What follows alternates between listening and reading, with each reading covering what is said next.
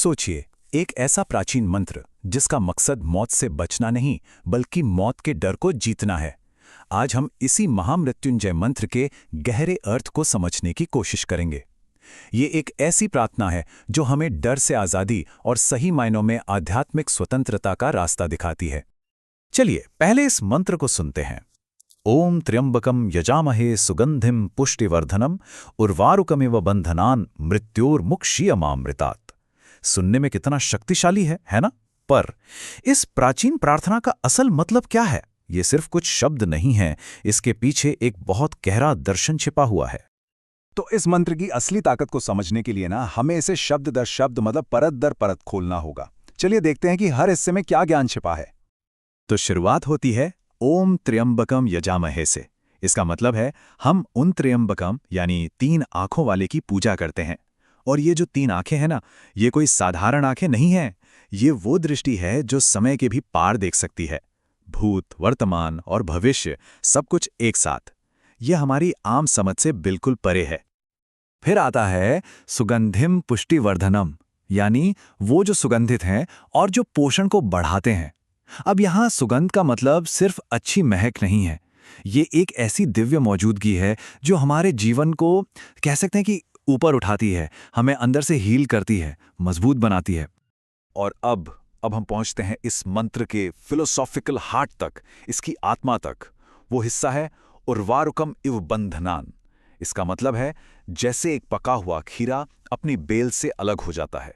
बस इस एक तस्वीर को, इस एक इमेज को अपने दिमाग में रखिए, क्योंकि इसी में इस मंत्र का पूरा सार छिपा है। इसके बारे में हम आगे और बात करेंगे। और आखिर में जो पंक्ति है मृत्योर्मुक्षीयमामृतात्, वो सब कुछ साफ कर देती है। प्रार्थना ये नहीं है कि मुझे मौत से बचाओ, नहीं। प्रार्थना है मुझे मौत के डर से मुक्त करो, अमरता से नहीं। ये उस डर से आज़ादी की मांग है जो हमें पूरी तरह से जीने से रोकता है। तो जैसा मैंने कहा था, चलिए उस पके हुए खीरे वाले मेटाफर पर वापस आते हैं, उसे थोड़ा और गहराई से समझते हैं। क्योंकि यकीन मानिए, इस मंत्र का पूरा रहस्य इसी एक साधारण सी लगने वाली मिसाल में छिपा है। ये सिर्फ कोई पोएटिक लाइन नहीं है, ये जीने का और आज़ादी को समझने का एक पूरा नजरिया है। सारी बात बस इतनी सी है कि असली मुक्ति किसी चीज से लड़ने, झगड़ने या भागने में नहीं है, बल्कि वो तो सही समय पर परिपक्व होने यानी राइपन होने में है। ये एक नेचुरल प्रोसेस है, पकने का और फिर धीरे से अलग हो जाने का। उस लाइन को फिर से याद करते हैं, पके हुए खीरे की तरह उसकी बेल से। सोचिए, एक कच्ची ककड़ी या खीरे को अगर बेल से तोड़ना हो तो कितनी जोर जबरदस्ती करनी पड़ती है ना।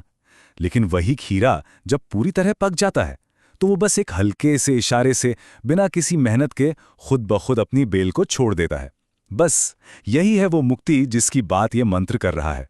एक ऐसी आज़ादी जो नेचुरल है, एफर्टलेस है और सही समय पर आती है। तो फर्क बिल्कुल साफ है ना?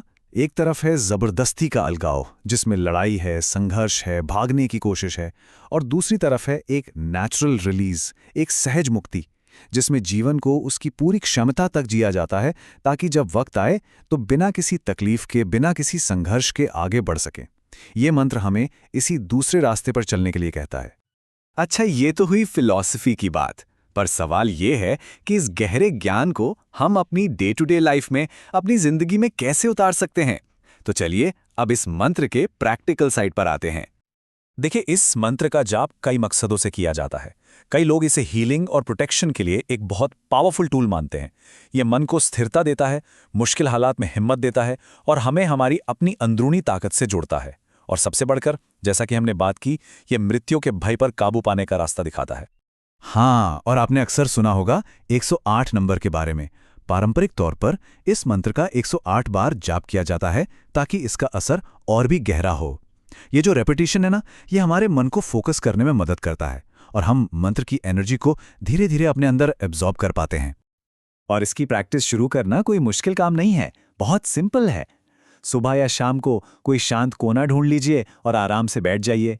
अपनी सांसों पर ध्यान दीजिए, उन्हें थोड़ा स्थिर होने दीजिए। फिर अपना फोकस या तो अपने हार्ट पर या अपनी दोनों भौहों के बीच में ले आइए। और सबसे इंपॉर्टेंट बात, पूरे भरोसे और समर्पण की भावना के साथ इसका जाप कीजिए। तो इन सब बातों का निचोड़ क्या है?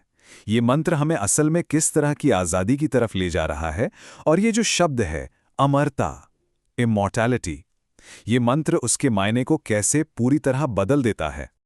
देखिए, एक बात बिल्कुल साफ समझनी जरूरी है। इस प्रार्थना का मकसद मॉर्टैलिटी को, यानी हमारी नश्वरता को नकारना नहीं है। इसका मकसद है हमारे अंदर जो अविनाशी है, जो इम्पेरिशेबल है, उसके प्रति जागना। ये एक फंडामेंटल शिफ्ट है हमारे पर्सपेक्टिव में।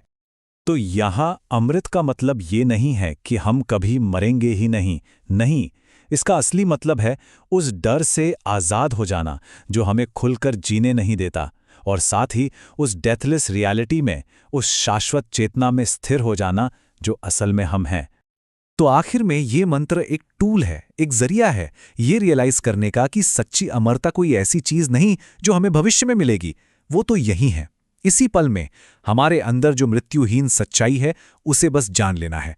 ये अपनी ही उस भीतरी अवस्था को पहचानना है जहां डर नहीं, सिर्फ शांति है। और ये पूरी चर्चा हमें एक बहुत ही गहरे सवाल पर लाके छोड़ देती है। अगर हम उस खीरे वाले मेटाफोर पर लौटें तो एक पूरी तरह से पका हुआ जीवन जीने का मतलब क्या है? ऐसा जीवन कैसे जिया जा सकता है जो हमें जाने देने का सलीका सिखाए, संघर्ष के साथ नहीं बल्कि ग्रेस के साथ?